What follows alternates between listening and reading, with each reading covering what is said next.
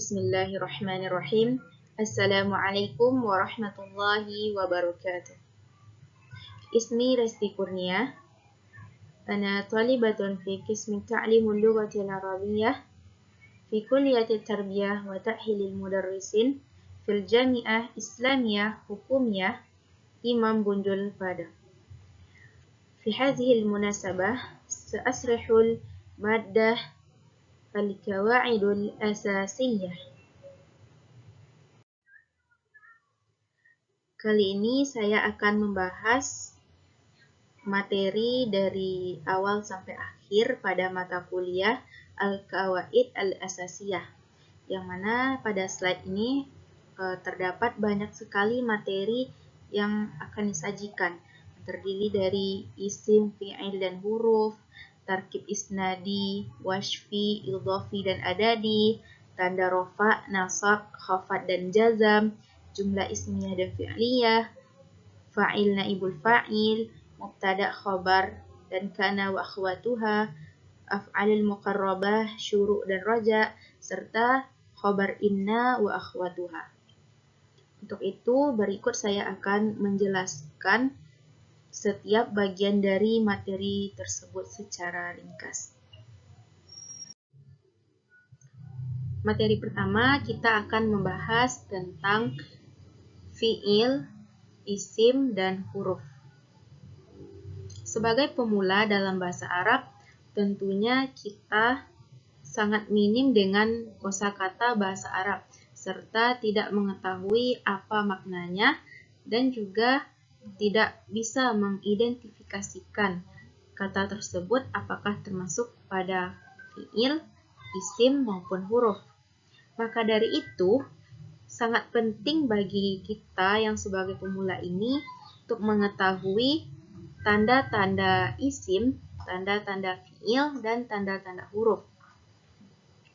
Yang pertama, kita masuk kepada tanda-tanda isim. Isim huwa kalimatu dallat ala makna fi nafsiha wa lam taqtarin bi zaman.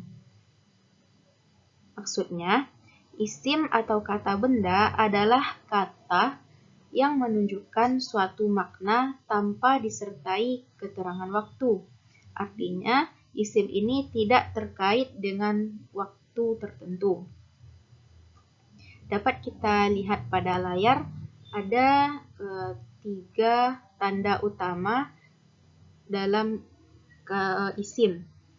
Yang pertama, alif lam, diawali dengan alif lam. Contohnya Ar-Rahmanir Rahim. Pada kata Ar-Rahman didahului dengan alif lam. Yang kedua, terdapat tanda tanwin, baik itu fathah tain, kasrah tain, maupun dhammah tain. Contohnya Muhammadur Rasulullah. Kata Muhammadun itu terdapat dhammah tain, dan Muhammad itu termasuk kepada isim, yakni isim alam. Tanda yang ketiga yakni huruf jar. Mungkin kita atau sebagian dari kita telah mengetahui apa saja huruf jar. Yakni huruf jar itu merupakan huruf yang menyebabkan akhir dari kata setelahnya menjadi kasrah. Di sini saya memberikan satu contoh, yakni ila, yang artinya ke. Contohnya wa ilas sama'i kaifa rufi'at. Di sini kata as-sama'i menjadi berbaris kasrah karena adanya huruf jar. As-sama'i adalah isim. Selanjutnya adalah fi'il. Fi'il hiya kalimatu dallat ala makna fi nafsiha waqtarinat di zaman. Fi'il atau kata kerja adalah kata yang menunjukkan suatu peristiwa yang disertai dengan keterangan waktu, atau bisa diartikan bahwa fi'il ini terkait dengan waktu karena dia itu kata kerja. Fi'il dapat kita ketahui dengan melihat tanda-tanda. Tanda-tanda fi'il yang utama ada 4, ini didahului oleh qad. Contohnya, qad aflahal mu'minun. Kata aflaha adalah fi'il. Yang kedua, didahului oleh huruf sin. Contohnya, sayaqulu sufaha. Yang ketiga, didahului oleh saufa. Contohnya, saufa ta'lamun.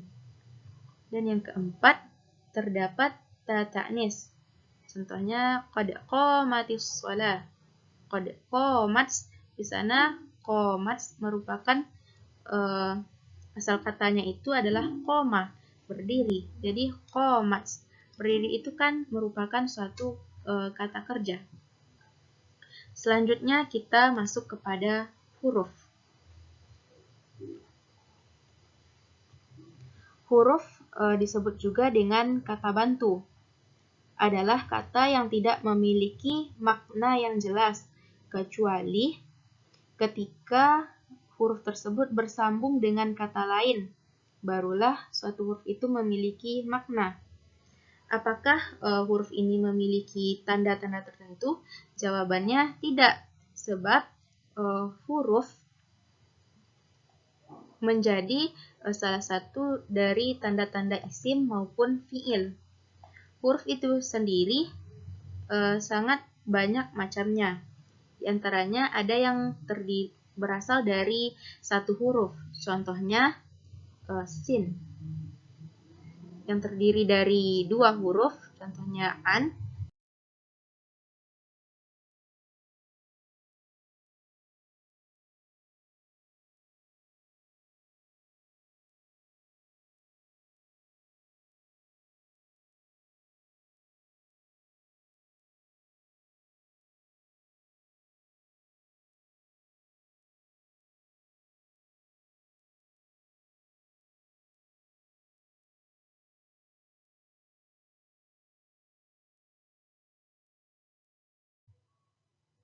Yang terdiri dari tiga huruf, contohnya saufa, yang terdiri dari 4 huruf, contohnya la'alla, dan yang terdiri dari 5 huruf, contohnya lakinna, dan masih banyak contoh-contoh huruf yang lainnya. Perlu diperhatikan pada tanda isim dan fi'il, harus kita ingat bahwa pertama, semua kata-kata yang memiliki tanda fi'il pasti fi'il, tapi tidak sebaliknya. Tidak semua fi'il memiliki tanda-tanda fi'il. Begitu pula dengan isim. Setiap isim belum tentu memiliki tanda-tanda isim, tapi setiap yang memiliki tanda-tanda isim sudah pasti isim. Seperti yang telah kita katakan pada awal, bahwasannya fi'il dan isim ini tidak hanya pada tanda saja dapat kita ketahui, namun juga dapat kita lihat melalui makna dan bentuk yang memiliki pola-pola tersendiri dari fi'il dan isim tersebut. Materi yang kedua, kita akan membahas tentang al-murakkab. ما هو المركب؟ المركب هو كون مؤلف من الكلمتين أو أكثر. Murakkab atau sering kita sebut dengan tarkib atau susunan kata merupakan susunan kata yang terdiri dari dua kata atau lebih dari itu. Tarkib dibagi menjadi 4. Yang pertama isnadi, yang kedua wasfi, yang ketiga idhafi, dan yang keempat adadi. Kita langsung saja. Yang pertama, tarkib isnadi. Tarkibul isnadi huwa ma ta'rif min musnad al-musnad ilaih. Tarkib isnadi merupakan susunan kata yang terdiri dari musnad dan musnad ilaih. Tarkib isnadi ini ada dua bentuk. Yang pertama, bentuk jumlah ismiyah dengan pola mubtada dan khobar. Contohnya, Ahmadu qaimun. Ahmadu sebagai mubtada dan qaimun sebagai khobar. Bentuk yang kedua adalah bentuk jumlah fi'liyah dengan pola fi'il dan fa'il. Contohnya, zahaba Ahmad. Zahaba sebagai fi'il dan Ahmad sebagai fa'il. Bentuk yang kedua adalah tarkibul wasfi. Tarkibul wasfi ya ma ta'lif minal sifah wal mausuf. Tarkib wasfi adalah susunan yang terdiri dari sifat dan mausuf. Contohnya, baitun jamilun, rumah yang indah. Jamilun atau indah tersebut merupakan suatu kata sifat. Dan baitun adalah hal yang disifati ataupun disebut dengan mausuf. Jadi yang disebut indah di sana adalah rumah, di rumah yang indah. Yang ketiga adalah tarkibul idhafi. Hiya ma ta'lif minal mudhaf wal mudhafun ilaih. Merupakan susunan kata yang terdiri dari mudhaf dan mudhafun ilaih. Contohnya, pada tarkib idhafi ini juga disebut dengan tarkib yang mengandung huruf di dalamnya, namun tersembunyi. Contohnya pada kata kitabullah. Pada contoh kitabullah, antara kata kitab dan Allah itu di sana tersirat atau tersembunyi huruf, yakni min. Jika kita munculkan menjadi kitabun minallah, tapi karena ini tarkib idhafi, maka kita hilangkan dan dibaca dengan kitabullah dengan makna yang masih sama, yakni kitab dari Allah. Dalam tarkib idhafi ada beberapa kaidah yang perlu kita ingat. Yang pertama, mudhaf tidak boleh tanwin dan tidak boleh memakai alif lam, serta keduanya harus isim. Yang kedua, harokat akhir dari mudhaf ilaih harus kasrah. Dari contoh yang telah disajikan sangat tampak dengan jelas bahwa kata Allah atau mudhaf ilaih berharokat kasrah. Dan yang ketiga, harokat akhir dari mudhaf bisa berubah. Jadi harokat dari mudhaf itu akan berubah, tidak menetap. Yang keempat, tarkib isnad adadi. At-tarkibul adadi ya ma ta'lif minal adad wal ma'dud. Tarkib adadi adalah tarkib atau susunan kata yang terdiri dari adad dan ma'dud. Namun yang dimaksud pada tarkib adadi ini adalah dua bilangan yang diantaranya ada huruf ataf yang ditakdirkan atau disembunyikan. Tarkib adadi ini biasanya hanya terdapat pada bilangan atau angka dari 11 sampai 19 atau bilangan ke-11 sampai ke-19, sebab angka 21 dan besar dari itu termasuk kepada tarkib atfi atau yang jelas huruf atafnya. Sedangkan pada huruf adadi ini yang membedakannya dengan yang lain adalah huruf atafnya itu ditakdirkan atau disembunyikan. Dapat kita lihat pada contoh di sini, ahada asyara. Ada kata ahada dan asyara. Ini kan berarti 11, 2 angka 1. Seharusnya dipisahkan oleh huruf waw antara ahada dan asyara. Tapi jika kita berikan huruf waw di sini, maka itu termasuk kepada tarkib atfi, bukan adadi lagi. Karena dalam konteks tarkib adadi hanya bilangan dari angka 11 sampai ke 19 saja. Dari pembahasan murakkab atau tarkib ini, hal yang paling penting kita ketahui adalah setiap jumlah sudah pasti murakkab. Namun setiap murakkab belum tentu jumlah.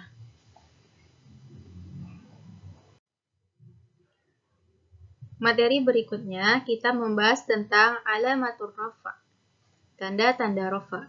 Tanda-tanda rafa ada 4, yakni al-dhamma, al-waw, al-alif, an-nun. Yang pertama, dhammah. Tanda dhammah biasanya terdapat pada isim mufrad. Contohnya, ja'a zaidun.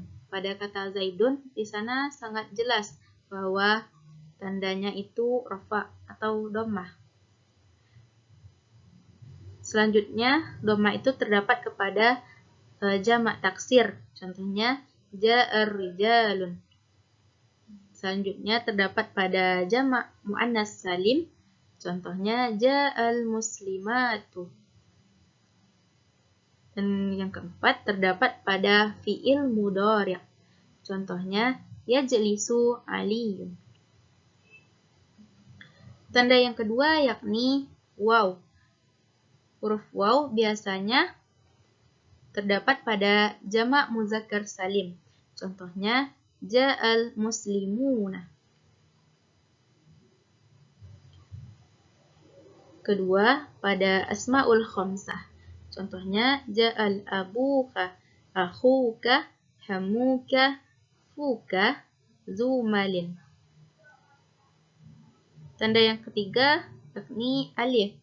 Biasanya terdapat pada isim musanna. Contohnya, ja'a zaidani. Dan yang terakhir, nun. Tanda nun biasanya terdapat pada af'alul khamsah. Contohnya, yaf'ulani, taf'alani, yaf'uluna, taf'aluna, taf'alina.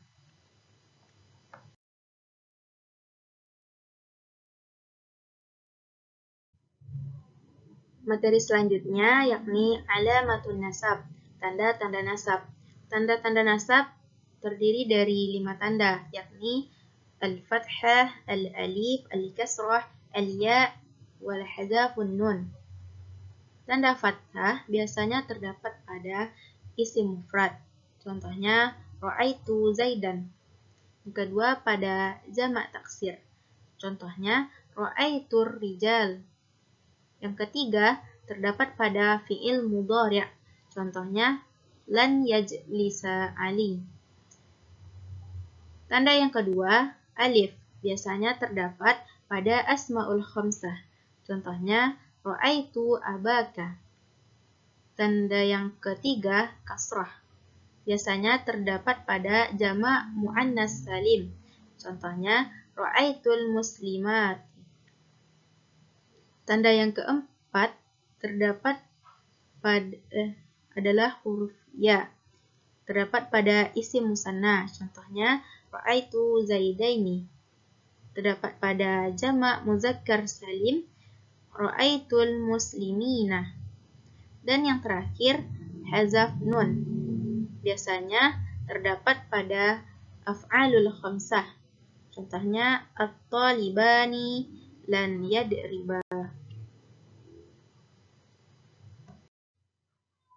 Materi berikutnya kita akan membahas tentang alamatul khafat atau tanda-tanda khafat atau sering disebut dengan tanda-tanda jar. Tanda khafat ada 3, yakni al-kasrah, al-ya, al-fathah. Yang pertama, tanda kasrah biasanya terdapat pada isim mufrad munsharif. Contohnya, marartu bi zaidin. Yang kedua, terdapat pada jamak taksir munsharif. Contohnya, al-ulama warasatul anbiya'i. Yang ketiga, terdapat pada jamak muannas salim. Contohnya, marartu bil muslimati. Tanda yang kedua, ya, biasanya terdapat pada asma'ul khamsah. Contohnya, marartu abika. Yang kedua, terdapat pada isim musanna. Contohnya, marartu bil muslimataini. Yang ketiga, terdapat pada jamak muzakkar salim. Contohnya, marartu muslimina.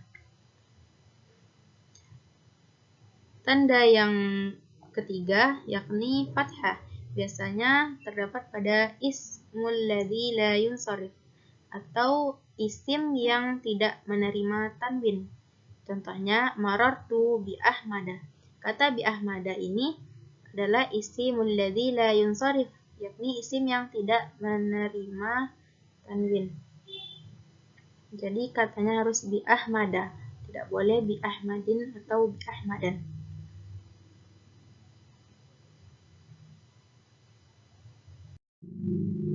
Materi berikutnya adalah alamatul jazam atau tanda-tanda jazam.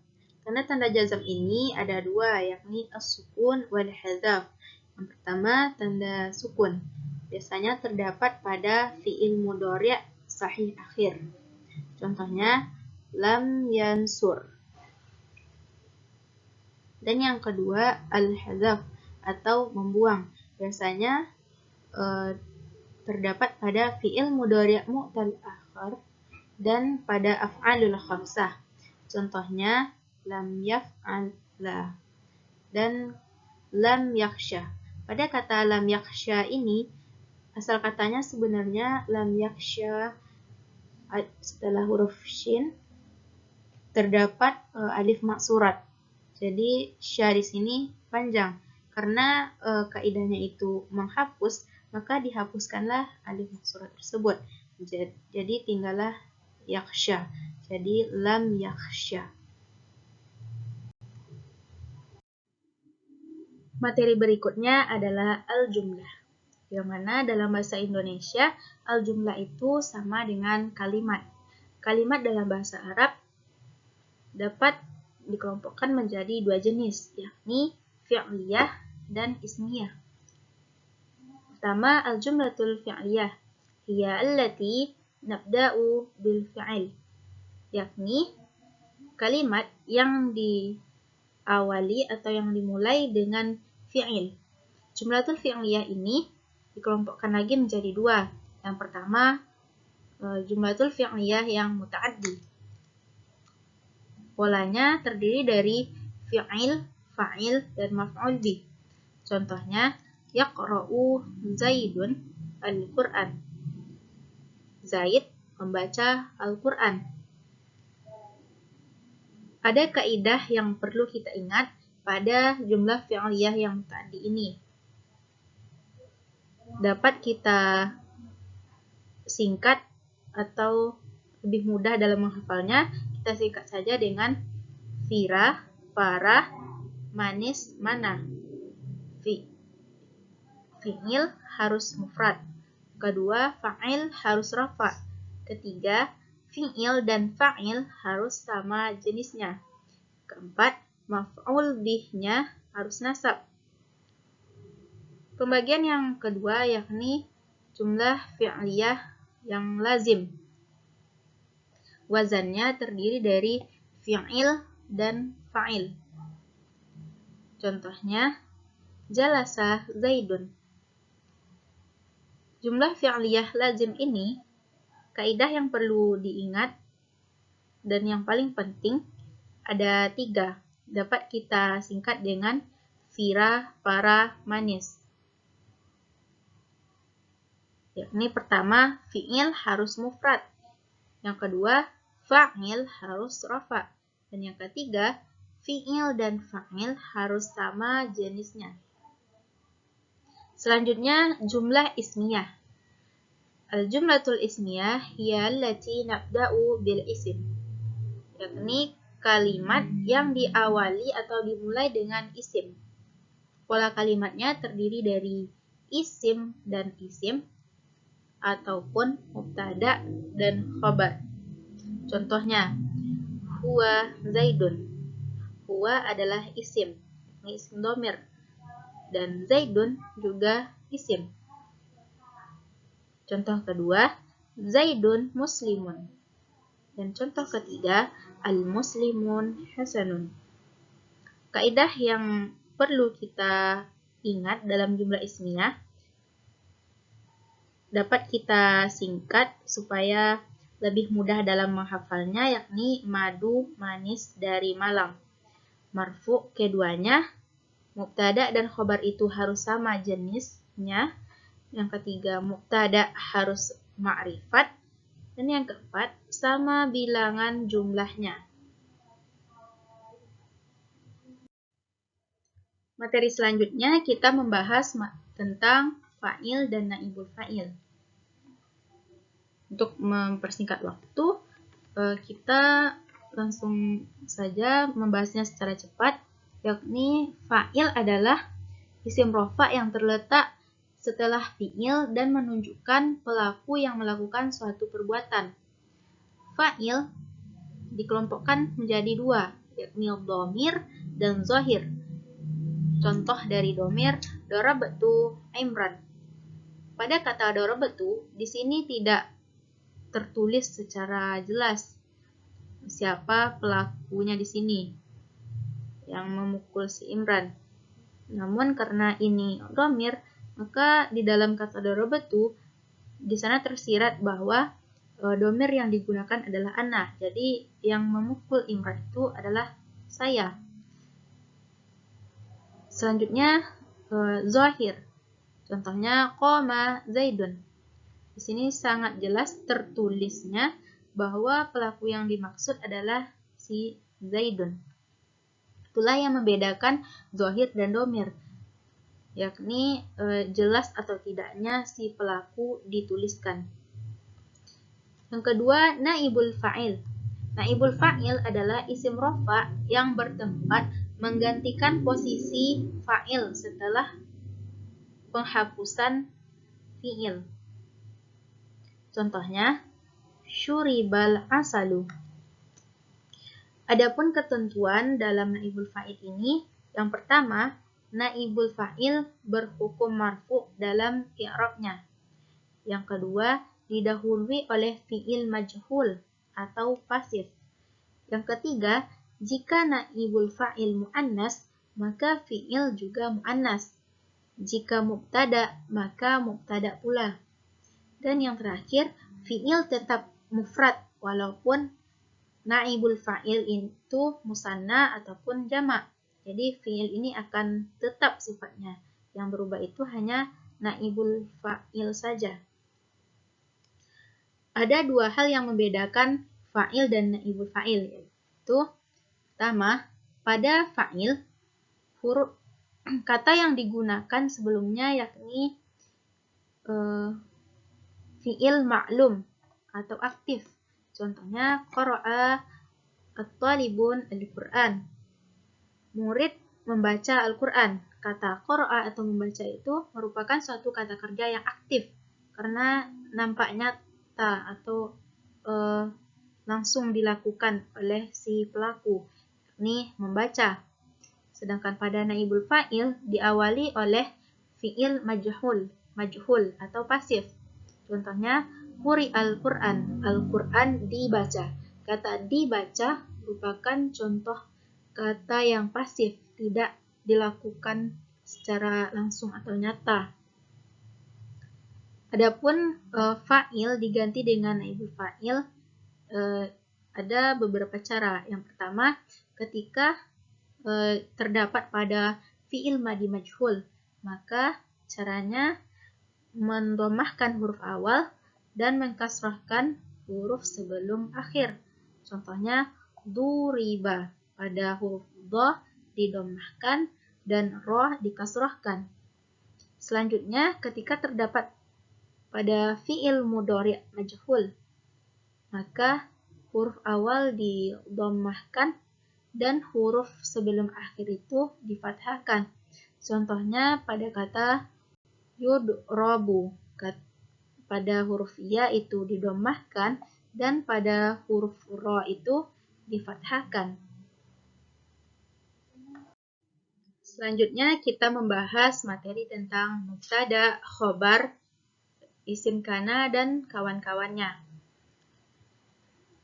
Pertama, mubtada. Al-mubtada ya isim marfu'un fi awalil jumlah. Mubtada adalah isim marfu' yang terdapat di permulaan atau di awal kalimat. Adapun khobar adalah isim yang menyempurnakan makna dari si mubtada. Ada beberapa syarat dan ketentuan pada mubtada dan khobar. Pertama, syarat mubtada. Mubtada harus rofa atau berharokat dhammah. Mubtada harus berbentuk ma'rifah. Kita lihat kepada contoh al-madrasatu kabiratu dan rajulun muslimun. Di sini al-madrasatu dan rajulun itu berbentuk mubtada'nya rofa dan juga ma'rifah. Kata al-madrasatu merupakan isim ma'rifah, tandanya diawali dengan alif lam. Itu juga dengan kata rajulun juga termasuk kepada bentuk ma'rifah dan harokatnya juga dhammah. Syarat khobar yakni khobar harus rofa, khobar harus nakirah, dan khobar harus disesuaikan dengan mubtada. Kembali lagi kita kepada contoh, pada kata kabiratun dan muslimun itu menempati posisi khobar. Di situ terlihat bahwasannya khobarnya rofa dan bentuknya juga nakirah serta khobarnya menyesuaikan dengan mubtada. Pada contoh al-madrasatu kabiratu bentuknya sama-sama muannas. Pada kata rajulun muslimun juga kedua kata tersebut sama-sama berbentuk muzakkar. Dan ketentuan selanjutnya, apabila di awal kata menggunakan alif lam, maka harokat tanwin dihilangkan, begitupun sebaliknya. Kita lihat pada contoh al-madrasatu kabiratu, seharusnya di sana madrasatun kabiratun. Karena adanya alif lam, jadi al-madrasatu kabiratu. Tanwin jadi dihilangkan. Bukan al-madrasatun lagi, tapi al-madrasatu. Selanjutnya, kana wa akhwatuha, kana dan teman-temannya. Isim kana adalah mubtada yang diawali dengan kana dan saudara-saudaranya. Fungsi dari si isim kana itu sendiri yakni merafakkan isim dan menasabkan khobar. Contohnya, kana talibu hadiran.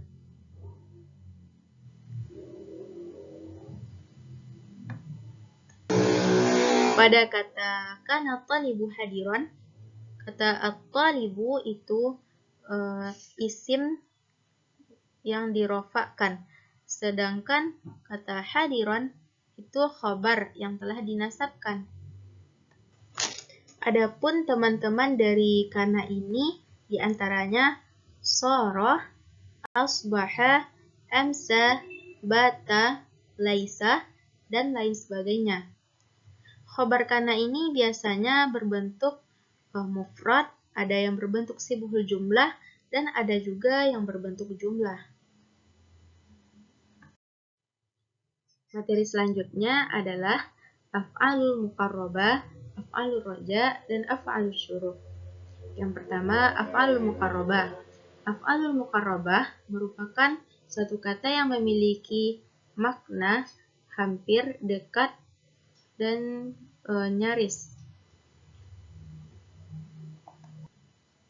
Fungsi dari af'alul muqarrabah ini hampir mirip dengan kana wa akhwatuha, yakni merafakkan isim dan menasabkan khobar.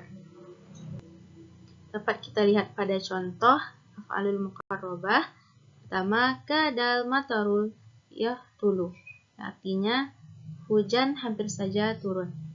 Selanjutnya, qarabal fakiruna yakuna kufran. Contoh yang ketiga, ausyakal waktu an yantahiya, hampir saja waktu itu habis. Yang kedua, af'alur roja. Af'alur roja adalah kata yang maknanya adalah mengandung pengharapan atau semoga. Yang mana contohnya dapat dilihat pada layar. Asallahu an ya'ti bil fathi. Artinya, semoga Allah memberikan kemenangan. Yang kedua, harol maridu an yashfiya. Semoga Allah memberikan kesembuhan kepada orang yang sakit. Yang ketiga, ikhlaulaqal sama'u antam turu. Semoga langit itu menurunkan hujan.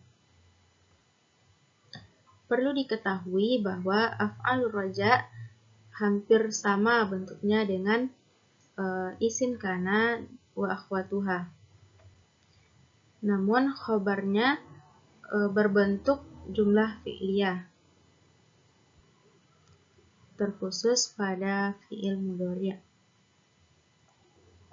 Yang ketiga, af'alus syuru', yang mana af'alus syuru' ini adalah suatu kata yang memiliki makna memulai suatu pekerjaan.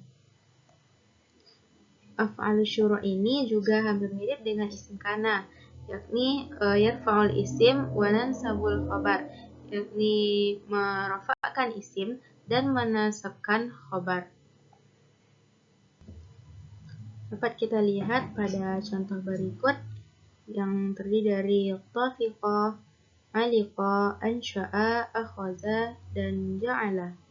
Salah satu contohnya adalah akhaza auladu yal'abuna. Anak-anak telah memulai bermain. Kata akhaza itu menunjukkan bahwa af'alus syuru', yakni kata yang bermakna memulai suatu pekerjaan, yakni pekerjaan yang dilakukan pada kata akhazal auladul yal'abuna ini adalah yal'abuna, bermain. Jadi akhaza ini menunjukkan bahwa permainan itu telah dimulai. Materi yang terakhir, kita akan membahas tentang khobar inna wa akhwatuha, yakni inna dan teman-temannya. Adapun fungsi dari khobar inna dan teman-temannya ini mirip dengan isim kana dan teman-temannya, yakni tansabul isim wa tarfa'ul khobar. Maksudnya menasabkan isim dan merafa'kan khobar. Berikut saya beri dua contoh tentang khobar inna dan teman-temannya menggunakan kata inna dan anna. Yang pertama, inna zaidan qaimun. Pada kata inna zaidan qaimun, zaidan adalah isim yang dinasabkan karena sesuai dengan fungsinya tadi, ini menasabkan isim. Selanjutnya, qaimun adalah khobar yang mana di sini berharkat dhammah karena dia itu rafa sesuai dengan fungsinya. Contoh yang kedua yakni pada kata anna. Cukup berbeda dengan inna yang mana inna diletakkan di awal kalimat sedangkan anna terletak di tengah kalimat. Yang mana contohnya i'lam annallaha ghafurun. Pada kata annallah itu dinasabkan dan ghafurun itu dirafa'kan karena harus sesuai dengan fungsi si khobar inna dan kawan-kawannya tersebut. Adapun yang termasuk kepada teman-teman dari si inna ini diantaranya anna, inna, lakinna, ka'anna, la'alla, laita, dan masih banyak lagi. Mungkin saya hanya menyebutkan beberapa saja untuk teman-teman lebih mengetahui secara sempurna atau lebih lengkap, bisa teman-teman baca secara terperinci lagi kitab-kitab bahasa Arab yang membahas tentang ilmu nahwu dan shorof. Sekian materi yang dapat saya sampaikan pada kesempatan kali ini. Jika terdapat kesalahan dan kekurangan, saya mohon maaf. Jazakumullahu khairan. Syukran ala ihtimamikum. Wassalamualaikum warahmatullahi wabarakatuh.